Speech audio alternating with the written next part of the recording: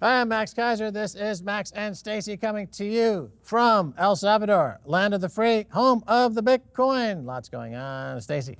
Max, well, we remarked in the last episode that there is a regime change, that the bond apocalypse appears to be upon us, and this means that we will see the crash of the bond market, the end of a multi-decade-long bond bubble, the sovereign bond bubble. And in this sort of moment is, of course, a very dangerous time for everybody. And what I want to turn to is a thread from Sean Ono Lennon, where he looks at the dangers of a possible central bank digital currency. And it's really well written, so perfectly said that we're going to read out this whole thing. He says, you may not like Bitcoin, but the central banks of the world have noticed and are concocting their antidote, CBDCs. Inversely, the antidote to CBDCs is Bitcoin. Eventually, there will be only one choice between financial slavery to central authority or self-sovereignty through Bitcoin. So that's his first of a thread. What do you have to say about that, Max? Right. He's right. The CBDC, the central bank digital currency, is a response to Bitcoin. Bitcoin changed money forever. It disintermediated central banks. It disintermediated all payment systems. And their response is to double down on their surveillance technology and to double down on all the worst features of fiat money by making them even worse. And so this is the beginning of a fight. It's a fight between the old guard, the old regime of fiat money and CBDC versus Bitcoin, which is perfect money. Right. And the second in his thread, Max, reads this. This is just my opinion, but it's hard to imagine any other outcome. Once the dollar is fully digital, they will have full control. The only asset they will not be able to control will be Bitcoin. That's why this movement is important. Forget crypto bros and NFTs and whether mining uses solar panels or not. This is about the potential for the ruling class to take complete control over their subjects, or inversely, the potential for the people of the world to finally be free. Satoshi made real freedom possible. So real freedom is possible. That's why we always say we're in El Salvador, land of the free, home of the Bitcoin, right? So that's very close. El Salvador, land of the free, home of the Bitcoin. And Sean Lennon is right, and that you have the attempt by the state and others, the corpocracy, the fusion of state and government, or fascism, which is what a CBDC is. It's fascism on the blockchain, to survey every moment of your life and put it into a huge database and to control you accordingly with social credit scores.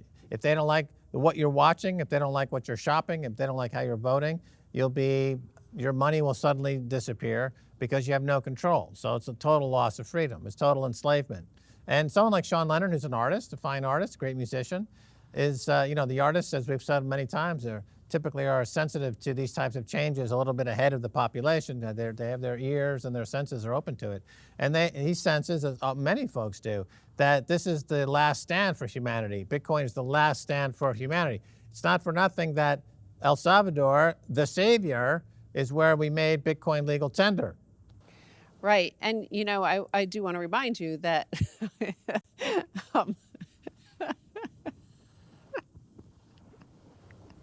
I know, it's remarkable. The truth can be unsettling at times, and the reaction by folks can be to cry, to laugh. People have an emotional reaction when confronted with the bare truth. Stacy is obviously moved. I'm laughing because I matched the shirt. That's absolutely astronomically not in any fathomable construct of even the metaverse. Have you popped out of the metaverse? I have popped out of the metaverse. Your shirt pops to the chair. So you're saying that the cherries and the strawberries are floating without a figure of a human being. No, because I saw myself in the monitor and I realized that I'm like It's a monochrome, the blue and the blue, right? I blend in with the chair. It's just your red pants and a head. There's nothing between your waist and your eyes, Right. except some random strawberries and cherries in the metaverse. But, so when Italy just had their recent election, remember the unelected officials of Europe were warning already before the vote, because all the polls showed that they would elect this first ever female prime minister in Italy. But the unelected officials did not like that woman, right? So they decided, they pre-warned the citizens, the voters of Italy, that if they voted for that woman, that they could be sanctioned, essentially. So this is the sort of mindset of these unelected officials in these institutions, whether it's the European institutions that run and govern those 27 nations, or it's the central banks, or the Bank of International Settlements, which runs all the central banks. So their mindset is that we basically have a social credit score, and we have some choices that we offer you to make you feel free, when in fact you're not free. You can only select certain things. And if somehow some sort of person like this woman in Italy pops up through there, that we're going to punish you. And these are the same people, this is the same mindset that will control those central bank digital currencies. Right. And the same elite who have take control of all media and censor all dissenting views, they have overused various epithets over the years. Because the elites control the media, according to the elites, according to Paul Krugman, according to the New York Times, the Washington Post, everyone is a Nazi. Everyone is a fascist. Everyone is a terrorist. So then what happens is, okay, Italy elects somebody who's completely out of left field, who's not part of the mainstream. And so when these same people, the New York Times, the Washington Post, start using words like Nazi, fascist, etc., everyone's like, you've already outworn your welcome with those words. I mean, you're going to have to think. That's the thing about the New York Times and Washington Post. They're going to have to think for the first time in 50 years about what they're saying, because the population is not happy and they have the wherewithal to eliminate them. Well, they have Bitcoin. The people have Bitcoin, and that's what they're choosing, and that's why the battle is there. That's what Sean Lennon is pointing out. It's going to be CBDCs versus Bitcoin. That's the last stand they have, because with Bitcoin, you have individual sovereignty and you have freedom, and they can't take it from you. And you could go wherever you want, including to come here to El Salvador, where we welcome people who are free and free-minded. So, Justin Amash, who was a former, politician in America, was recently warning too about these CBDCs. And he said a digital currency administered by a massive central government is one of the most dangerous developments in history. Finance must be decoupled from the state and decentralized. When the state can turn off your ability to transact with a switch, it controls your whole existence. And so this isn't just theoretical. What Justin Amash was responding to was an actual tweet from the White House. And the White House tweeted this: "A digital dollar may seem far-fetched," they wrote, "but it is not beyond the realm of possibility. Today, the Biden-Harris administration published policy objectives and a technical analysis for a potential U.S. central bank digital currency." Well, that's why I've always said that Bitcoin is the nonviolent form of the guillotine. In other words, right before a major revolution, the elites got a little too uppity and they had to be dealt with. Now, Bitcoin is nonviolent. Bitcoin simply replaces the tool of their terrorism, fiat money, for freedom and individual sovereignty. And so we can look forward to something similar historically. All the wheels of history tend to turn similarly every cycle, and that's what we have to look forward to now. So now we have Bitcoin. That's what I was going to say, is like, you remember Michael Saylor had mentioned that all your models are broken. But the problem for these academics and these think tanks and the mainstream media and the unelected officials that run many of the global institutions is that they still operate in the model mindset, They have these inputs and the price is supposed to be something and they're supposed to always rule the world. But the cycles are the things that keep on continuing. The life cycle of fiat currency, the life cycle of an empire, the Thucydides trap, the life cycle of generations, the fourth turning. We have all these cycles that are continuing and they always happen and there's an inevitability to it, but Bitcoin destroyed all the models whereby these elite manage and control that world for all those cycles, like for many successive cycles. But because their models are now destroyed, their ability to control is also destroyed. That's right. Bitcoin is driving them insane. So instead of beheading them, Bitcoin simply turns them into dribbling psychotic like the president of the United States, who appears to have no cognitive ability at all, thanks to Bitcoin. All right, we're going to take a break, and when we come back, much more are coming your way.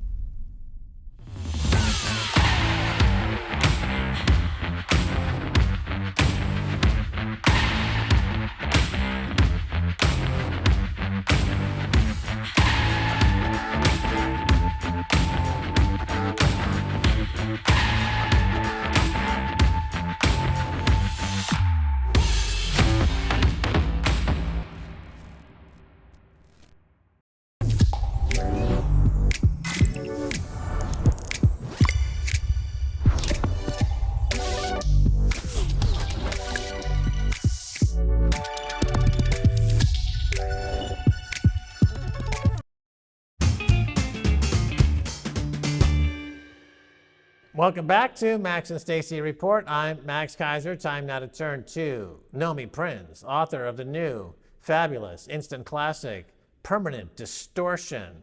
Nomi, nice to see you again. Thanks, Max. Lovely to see you and Stacy again. All righty, so tell us about Permanent Distortion. What are the signs of it? Permanent distortion is where we are living in right now. The signs are that the central banks have effectively completely dismantled the relationship between the financial markets and the real economy. This has happened in two stages, one in the aftermath of the financial crisis of 2008, where we saw the QE and ZERP and everything else that happened. And we've talked about that a lot, where that distortion that created between the markets and the real economy became permanent. Like, we're not going back. There's no old normal. There's nothing we're returning to. Was in the wake of the COVID pandemic in 2020, when the Federal Reserve just basically went on turbo crazy boost and doubled the size of its book in effectively 10 minutes, or certainly way faster than it had done in the aftermath of the financial crisis, to nearly $9 trillion. Other central banks around the world followed suit. And the market was airlifted almost instantaneously, whereas the real economy was not. And so what we learned from that moment is that the distortion between the two, whether the Fed raises rates, cuts rates, whatever, we've got $41 trillion of money sloshing around the world that was fabricated from nowhere by central banks, still there, still underneath the markets, is there to stay. And the economy, the real economy, continues, whether the market's going up or down, to lag behind all of that on a permanent basis, in a permanent distortion world that we're living in. How is a permanent distortion any different than a freak show? Well, the reason it's permanent is because there's no idea that we're getting back to anything, or that this is the new state. There's never going to be a relationship where there's an exact correlation or any form of correlation between the economy and the stock markets. Now, obviously, we've been going here for a long time. It's not like there's ever been a period where there's been no distortion, but there's always been this sort of backdrop sense, certainly by a lot of talking heads and a lot of books, et cetera, where somehow we're going to get back to normal. Things are going to normalize. What I'm saying here is that there is no normal. We're not normalizing. We are just in this permanent state. Well, there is a normalization equation in the bond market. It's called the natural interest rate. And so bond markets, 10-year Treasury bond markets have, for the most part, hovered around that 4 to 5% range, and that's called the natural rate. And for a long time, to your point, they were artificially kept cheap. This caused a lot of distortions. Now the central banks are saying, we want to get back to the normal rate. So isn't that an attempt to get back to normalization? Well, it might be an attempt to get back to normal rates, but if we step back and look at the full entire picture, yes, central banks are saying that and doing that. I think they're doing the narrative around it that this is somehow going to impact inflation and sort of reduce the cost of food and fuel is ridiculous. But net of that, yes, they are saying that they need to fight these inflationary numbers. But with respect to the money they've created, with respect to their books, even with respect to the policy that the Federal Reserve supposedly is on right now to let bonds roll off its book to attempt to get into that more sort of normalized state, the pace of that really is meaningless compared to the size of the book and the size of the general help that has been injected artificially into markets over these years. And every day we see almost new examples of why what's happening with rates, whatever it's called, trying to get back to some normal or sort of past average, as that might or might not happen, it doesn't touch the fact that all this money has been created and will continue to be created. The UK is one really excellent example of that. The minute there is an extreme crisis in the pension sector, not that that hasn't been a crisis in the making for years, as rates have become so low on UK government bonds, on UK gilts, that there's not enough money coming into pension funds to make the obligations, to pay the liabilities of those pension funds to actual pensioners. That's been happening since QE. But with the current situation, where those bonds have been leveraged by pension managers in order to try and eke out just enough to try and pay some of those liabilities off.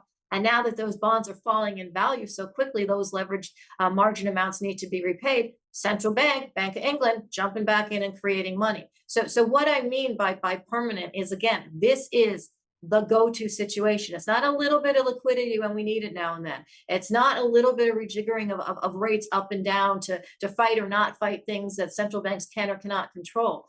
That's part of this. But it is about the fact that we have a permanent situation where there is money that can be created and remains available that lifts markets, financial assets, in a way that does not get to and will not get to the real economy, whether those markets are going up or down. Oh, okay. So you're saying policymakers can talk a lot about getting back to normalization, but in the example being in the UK recently, when any attempt was made to divert from this expansionary money printing course, the whole thing blew up overnight. They had an immediate crisis and crisis meetings, and this is the new Lehman Brothers, and they're talking about replacing the government, even though she's only been there for less than a month. So I guess this is what you're talking about. This is the permanent distortion. You can talk all you want about getting back to normal, but there is no getting back to normal. That is it in a nutshell, Max. And we're seeing this in the UK. And yes, the new prime minister has been there for 10 minutes. And, she's one of a series of prime ministers that have sort of gone through that particular role recently in just one party. And so that's one of the manifestations of permanent distortions, that we're going to have a lot of this back and forth politically. We always have, one party this, one party that, but that the acceleration of that pace of flipping around the world is going to be taking place more and more quickly. In terms of parties, in terms of just general also volatility in politics, political volatility, which is going to increase. But also the European Central Bank is saying the same thing. Yes, we're raising rates. Yes, we just raised rates in tandem, or with the Federal Reserve just raising rates by another 75 basis points. But we're going to have to start buying some more bonds. So, and if it's not that, Christine Lagarde's talking about some sort of other form of quantitative easing that isn't called that, besides buying bonds, in order to effectively produce money when it's needed to support what are not just debt-driven economies, but economies that literally can't function relative to that debt. They're not even getting the debt. And so there's more of a gap between the creation of debt and economies. And there's also this need to basically be able to fund and pay for that debt at lower rates, even as central banks are raising rates. And that's why they have to continue to create money. And the same thing's going to happen in the United States. If we look at what the Federal Reserve said versus what it does with respect to its book, and actually the pace at which it said that there was going to let bonds roll off of the books, mature, and sort of reduce, or QT, the size of its asset book. First of all, that pace hasn't happened. And second of all, the pace that they announced, even if it did happen, would take 5 years to get back down to the levels of what the Fed's book was at in the wake of the financial crisis, back down to $4.5 trillion. And that's just not going to happen anyway. And plus, they're not even doing what they said they were going to do. So there's so much besides that tension in markets, tension in the world, real problems that are caused by an accelerated rate hike, as inflation is not controllable by these rate hikes in terms of real economic inflation, food, fuel, fertilizer, etc., that we're creating even just more anxiety in the economy and more of a gap in this permanently distorted world between the economy and financial markets. All right. Well, there's an economy that does, I think, exemplify this permanent distortion that you're talking about, and it would be Argentina, right? So Argentina has defaulted on their bonds multiple times.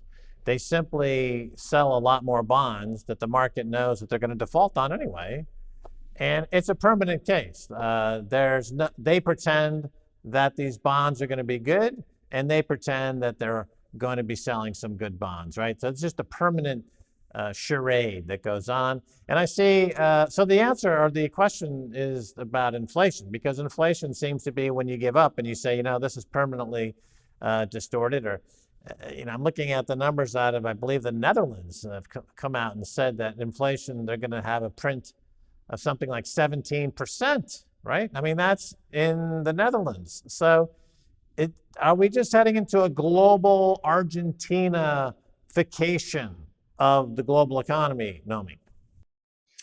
We are heading into a lot of multiple crises at the same time. The difference between simply being in Argentina versus being a United States, with the Netherlands sort of coming on a spectrum toward the United States, just because it's got the ECB behind it, is that if you're Argentina's central bank, you don't have that ability to sort of create money and buy your debt to the same extent that the Fed can, or the European Central Bank can, or the Bank of England can, because your currency is just simply not as valued around the world. And so there is a currency aspect to this, and there's a real chasm that continues to grow. It's been there for some time, obviously, between developed and developing countries, emerging market countries.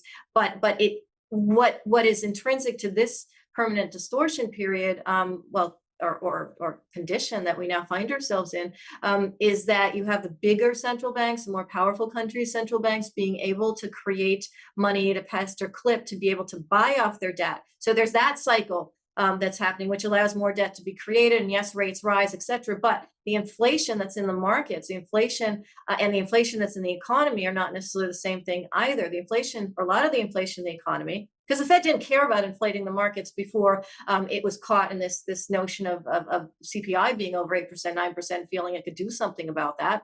Before that happened, it didn't care at all that there was inflation in terms of monetary policy. There was inflation in terms of the markets. Nobody cared at all. Now we have a situation where people are actually facing higher and higher costs, which they were all along as well. It's just that numerically, that has caught up with double-digit types of inflation numbers in places like Netherlands that Argentina is quite used to. And so, yes, all of that is fundamentally a part of where we're at right now. And the Fed talking about being able to control that, or the European Central Bank, Bank of England, being able to control the external factors of inflation is actually just making all of this worse. Right. The money printing was absorbed to some degree for 20 years by all those jobs going to China. But when you had wage parity between China and the U.S., like pouring water into a teacup, it starts to come over the edge, and you're flooding, and that inflation is now a big story. Now, of course, we had to talk about Bitcoin. You write in your book, Permanent Distortion, and I quote, "Cutting-edge, prescient, independent media voices such as Max Keiser and Stacy Herbert paved the way for greater interest in Bitcoin while the cryptocurrency was still in its embryonic stage." Now, aside from these being brilliantly written, what are you trying to say here about Max and Stacy? What I am trying to say, and it's all true, it's in black and white right there in the book, and based on where the two of you were in terms of being ahead of this curve and drawing attention to what was happening in Bitcoin, is that you did that, I believe, in a manner that connected to the whole entire reason that Bitcoin took off when it did. And you basically made that more public, and I think that because it was attached to the fact that the Federal Reserve, central banks were, again, creating all this money out of nowhere. There was no cap, there was no limitation, and there still is no limitation, as we were just talking about, to the amount of money they can create at any moment when they deem there is a crisis that needs that money, right? Or that needs that purchasing power, that needs that extra market. Whereas Bitcoin is really the antithesis to that. It's saying, look, there is a cap here. There is a mathematical, there is a technical cap here, whereby at a certain point, there is no ability to manufacture past that point. Now, Bitcoin is not at its mature state yet, so there's still some room left for creation of new Bitcoin. But the point of the logic behind it, the technology behind it, the idea of it being outside of that central bank system was what you captured in a lot of what you were saying from the beginning, and I believe it's very true. If central banks hadn't been so crazy in the wake of the financial crisis of 2008 to throw so much money out of so little substance at the financial system as they did, I don't know that Bitcoin would have taken root as it did. This was absolutely, to me, and I write about this in that chapter, Bitcoin happened as a reaction, as a retaliation to the system that has landed us in permanent distortion. And finally, Nomi, President Bukele has charted a different path to that outlined in permanent distortion. Based on what you say about the role of monetary policy in creating winners and losers, what do you think of El Salvador adopting Bitcoin, and how might that fix what is wrong with this global Ponzi scheme? Well, again, what he did and what El Salvador has done is choose a path outside of that whole whole central bank malaise that has distorted the relationship between money and the real economy, between financial assets and the real economy. And I think that was quite brave. It's particularly brave in terms of the timing. And it's particularly innovative in terms of the timing because, as we know, there's still a lot of volatility in finance and global markets in general. And what I believe is happening there is a path that's being forged at other countries. And I talk about this. I throw up, I think, some potential countries that could get involved in using Bitcoin as their sort of main currency source as well with respect to the external world, because it can be outside of what I was just talking about, this idea that the developed country central banks can sort of create just an immense amount of money out of nowhere relative to a country like El Salvador, which just can't. And so the idea of being outside of that system actually would enable a country or a general emerging market countries to be on more of a level playing field because they can't be level in this playing field. And so being outside of it, having Bitcoin or the accepted currency amongst them, or in general throughout the world outside of this system, in its limit, in its full realization, would create more equality in the monetary and financial system in general in the world. Nomi Prins, author of the instant classic, Permanent Distortion. Thanks so much for being on Max and Stacy Report. Thank you. And that's going to do it for this edition of Max and Stacy Report with me, Max Keiser, and Stacy Herbert. I want to thank our special guest, Nomi Prins. Until next time, bye, y'all.